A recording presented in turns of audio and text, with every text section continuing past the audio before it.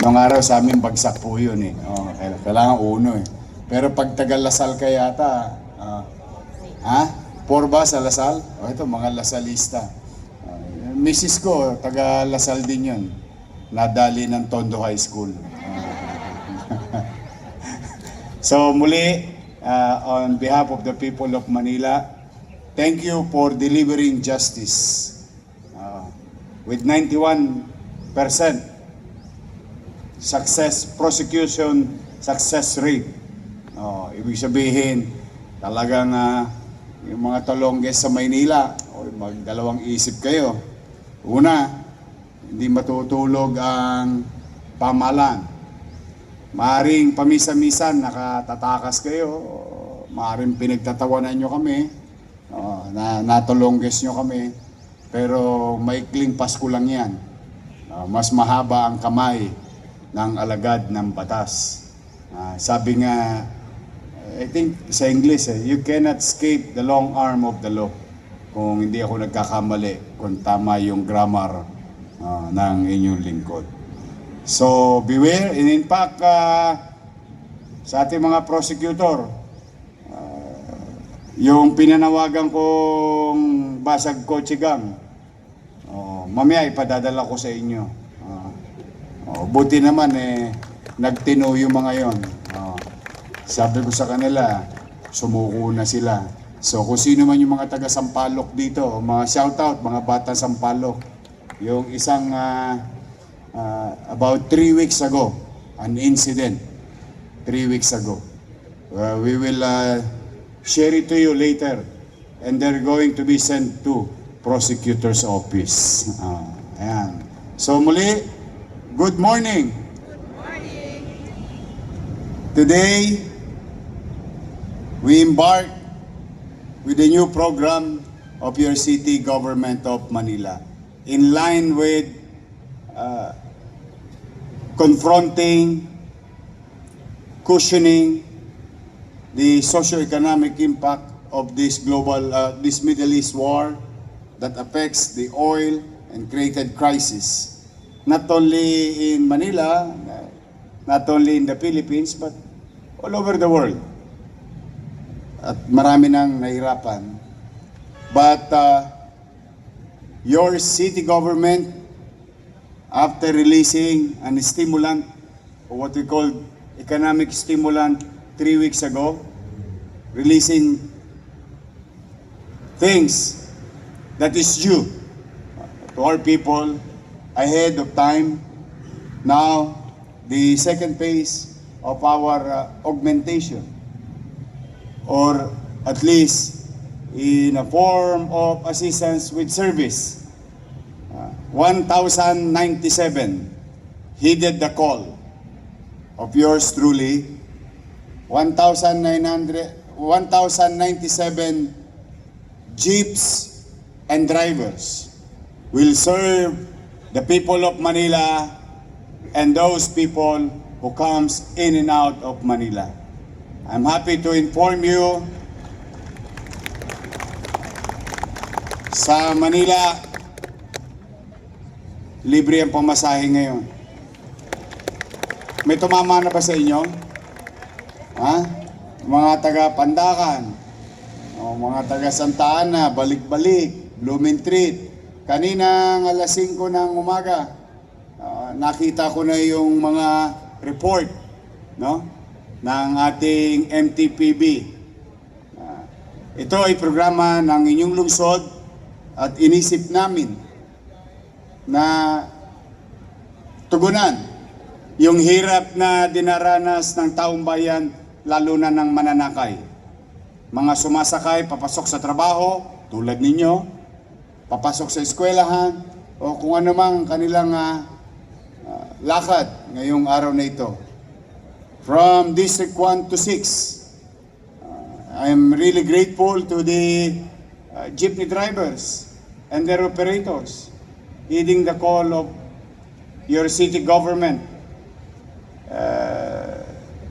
Pero habang ang mananakay ay mag-enjoy or at least benefit from it for the next 5 days, starting today, tomorrow, then we stop on Wednesday, then we resume next Monday, Tuesday, and Wednesday, amounting to almost 20 million pesos worth of taxpayers' money.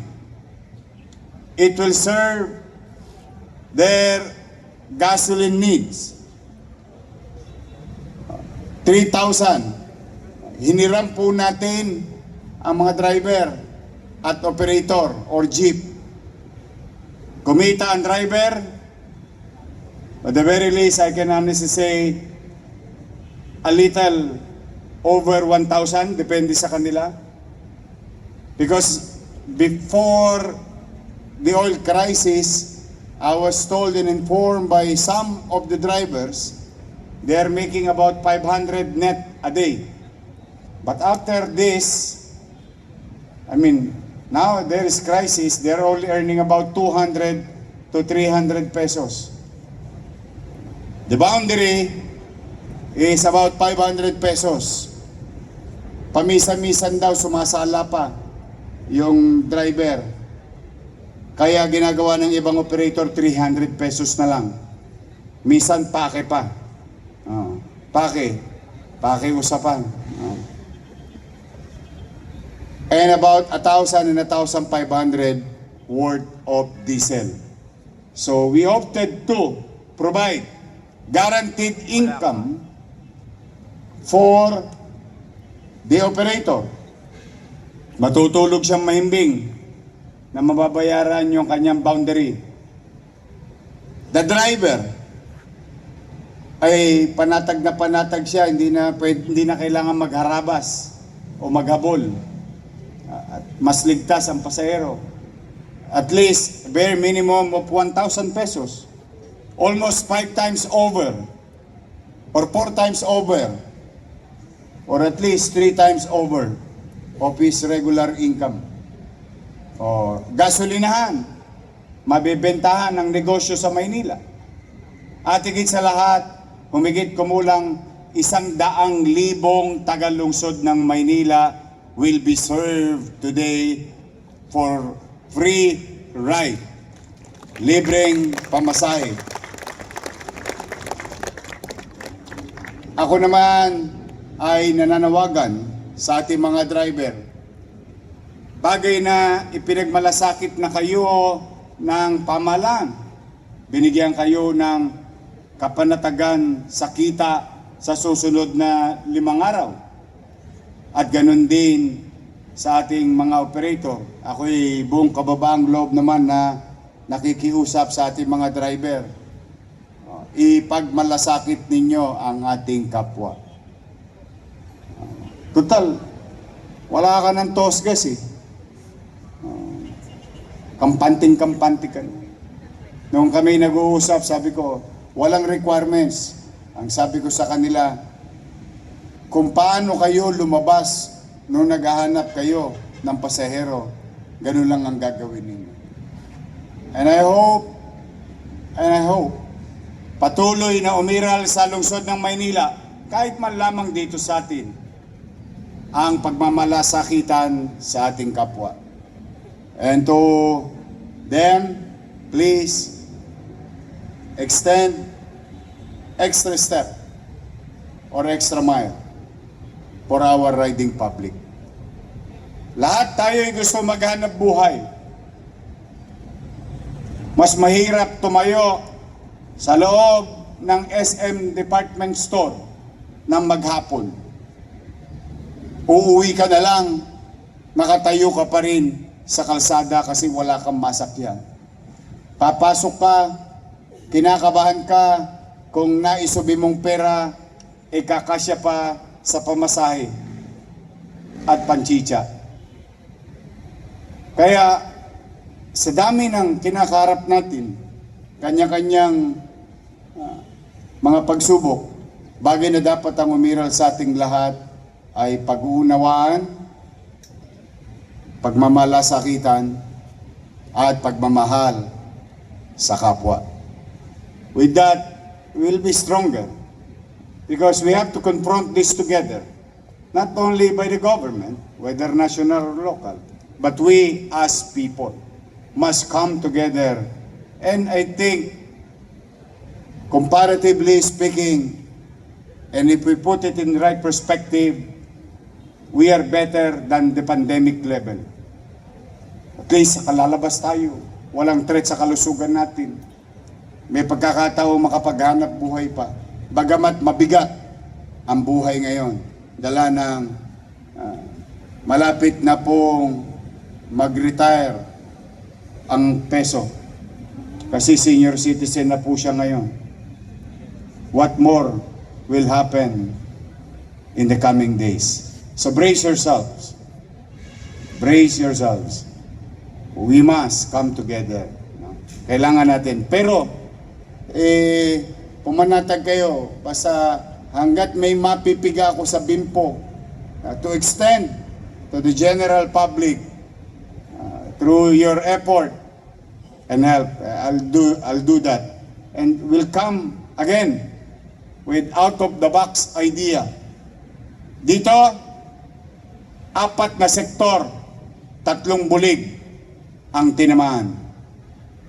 Operator, naibalik natin ang dignidad sa driver sapagkat yung kanyang kikitain ay pinagtrabahuhan niya.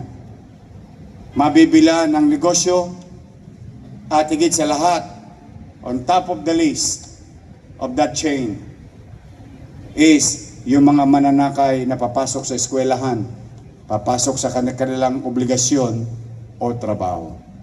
So, kaya po, I will do my best in my own little way with a team like yours. I think we'll never go wrong. So, muli kailangan ko ng tulong ninyo para labanan natin at mapagtagumpayan natin itong krisis natin tinatawag. Like, I have to give credit to our Vice Mayor Chi and the members of the City Council with the authority that I asked last Friday, last Thursday.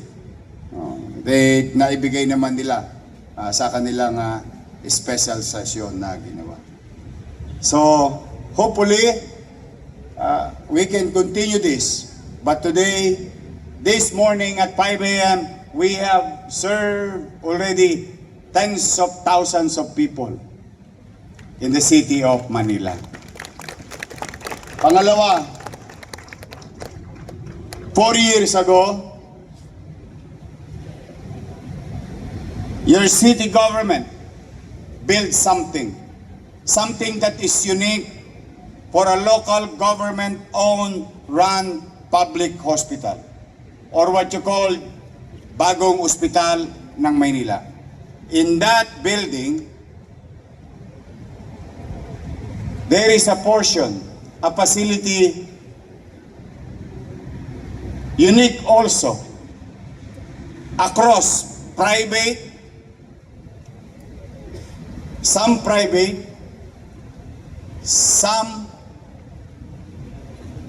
public national government, but only local government ang nakapagtatag ng cath lab. The cath lab that we build will address a particular life-threatening situation, and it may save lives more than the expenses. It's a very expensive machine, very expensive procedure, lalong-lalo na sa inyo dito, yung maraming minahal at nagka-problema kayo sa puso. Yung mga makinang yaon ay only God knows the price. But as I have said, I don't mind spending millions of pesos just to save one life. At least one. But, nawala po ako sa public office eh. Na-PMA po ako. Buti nga si Jess, hindi na-PMA eh. Nagtuloy si Jess eh. Natuloy-tuloy ka, Jess, no? Na-PMA ako ng 3 taon. And I thought, more than anything, itutuloy yon. but it did not function. The machine was there. The facility is there. Our doctors and nurses or medical frontliners were trained to conduct angiogram and angioplasty. So thanks to you, maraming salamat sa inyo, mga batang Maynila, mga nanay, tatay ko at minamahal kong lolo at lola. Maraming salamat sa inyo at binigyan niyo ulit akong pagkakataon. So immediately when I assumed last July, I went and talked to Director ng Manila Health Department, Grace Padilla. And I said, patakbuhin niya. Hindi ko yan binili para i-display. Ironically, no? Why not? Then it did happen. Last quarter, we inaugurated for purposes of operation yung ating cath lab sa Ospital ng Maynila. And we have served dozens and dozens of patients. Angiogram. Maghanap po kayo ng lokal na pamahalaan. And even some national government, except for, I know, UP, PGH, and Heart Center. That I know. No? And if you pay for an angiogram procedure, you will spend easily 50,000 to 80,000 pesos. Sinisipat ka pa lang, tinitingnan ka pa lang, tumotosgas ka na. That's how it is. Pag medyo masama ang lagay mo, kailangan ka lagyan ng barbula. O sa Tagalog. Pero sa English at science, ang tawag doon, stent.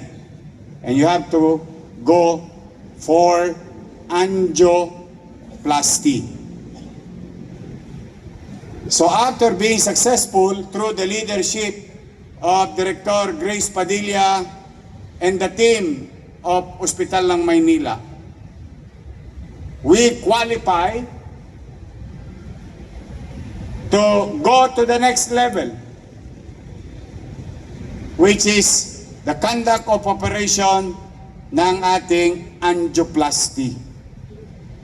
And in our own little way, your finance team last year, during the health board meeting, I have reserved 25 million pesos, reserved, not to be touched, but to address the needs during operation ng isang pasyente. And one of those needs is very particular and very expensive, what you call stent.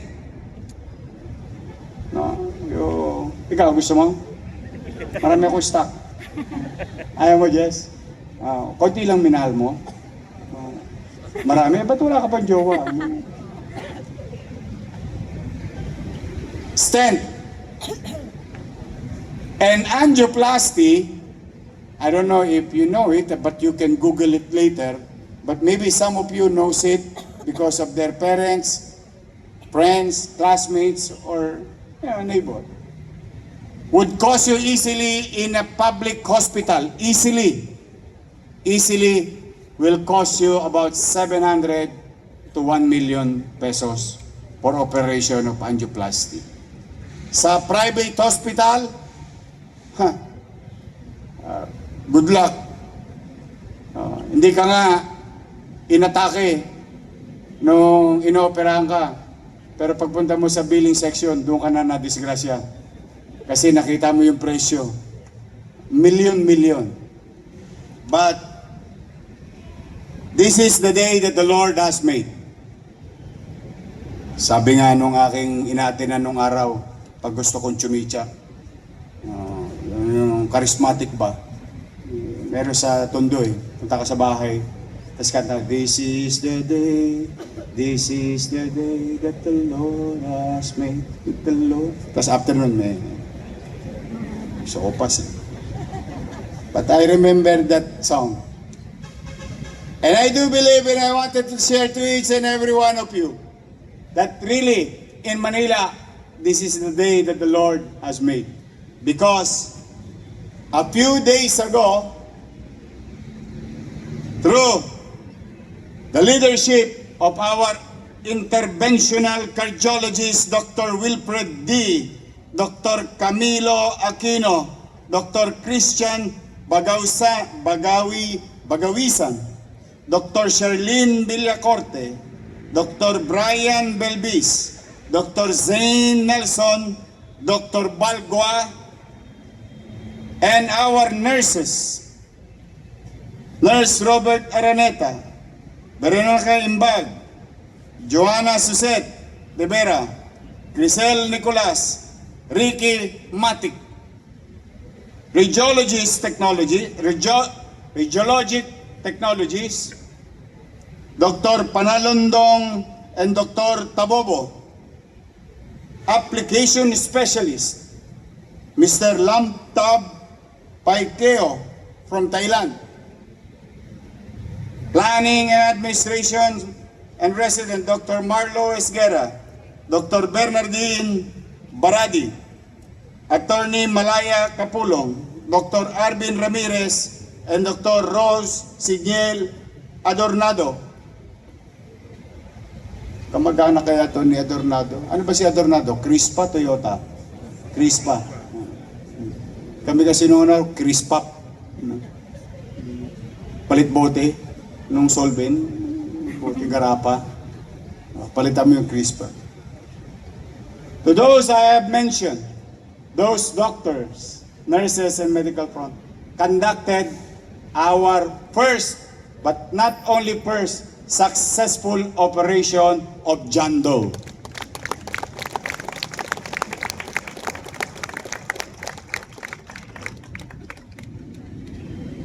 Una, salamat sa Diyos. Buhay. Successful. Natubuhan. Oh. Pangalawa, salamat sa taxpayers of Manila. That's where your money goes or went. Nabuhay ang isang tao. We extended a life. Kaya, sabi ko po sa inyo, sa ating team, sa Cath Lab, andyan ba sila? Andito? Ayun, alika nga kayo. Dito man lamang in our own little way to appreciate the team. Sabi sa akin ni Letlet Sarkal, nung siya daw in angioplasty, mas maganda pa raw yung makina natin kaysa sa St. Luke's. Oh, that's what he said. Eh siya na angioplasty na eh. Ay, halika kayo.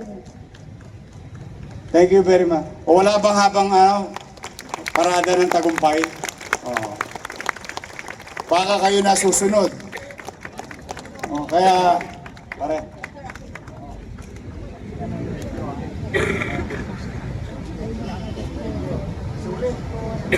Sulit lahat ang gastos. We just saved a lot. Dito kayo.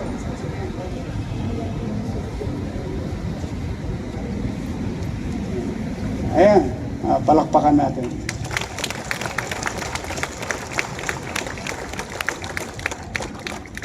So just imagine, dati parang mission impossible for a public hospital to have this kind of facility.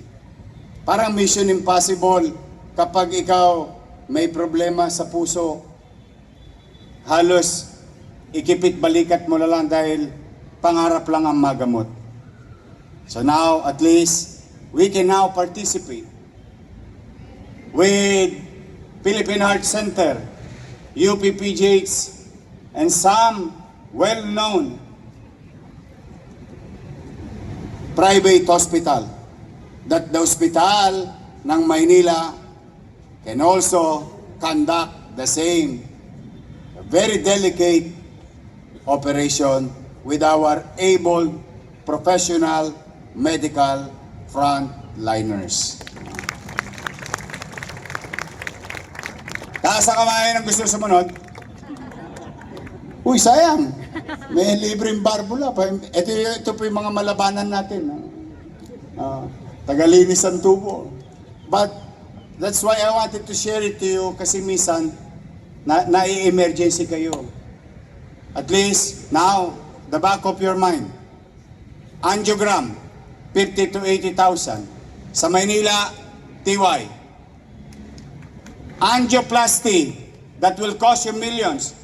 You will never pay a single cent in our operation in angioplasty.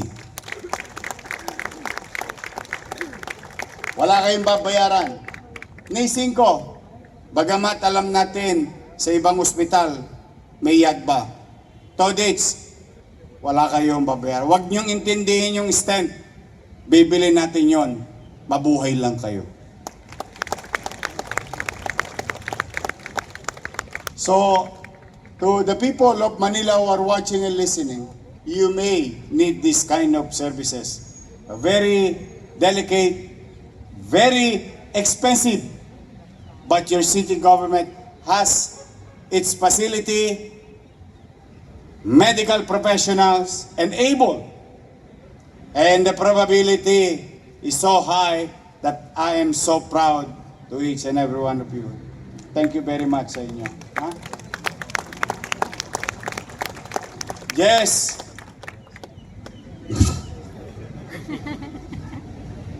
I love you. Oh, tama na. Yun na muna good news.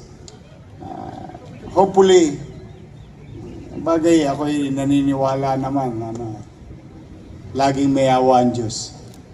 Nag-survive nga tayo nung COVID eh. Ano yung joke ng mga tao? Ang mahal daw ng gasolina. Red Horse nga, binibili namin eh. Gasolina pa. But kidding aside, I'm a believer. Hold on. Ano lang, pahabain nyo lang ang PC ninyo. Tingin ko naman, lahat ng bagay may katapusan.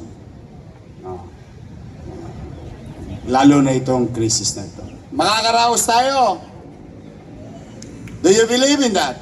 Yes. O sabay-sabay, makakaraos tayo. Yes. Sabay-sabay natin sabihin, makakaraos kami. Makakaraos kami. Crisis lang yan. Crisis lang yan. Oh, now you're smiling.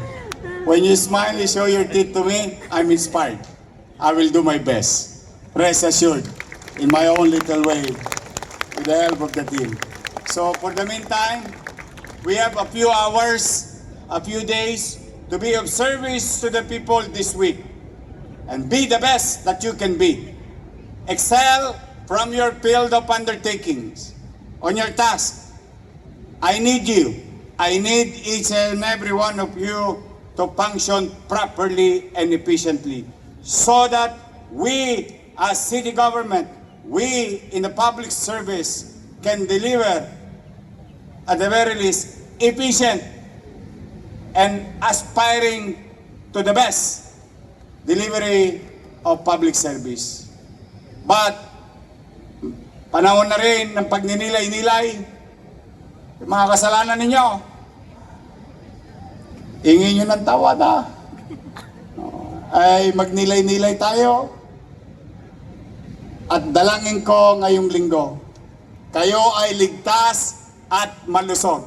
Yun na muna, isasama ko sa aking dasal sa bawat isa sa inyo. Magandang umaga at pagpalain nawa kayo ng poong may kapal. Manila! God first! God first. Thank you!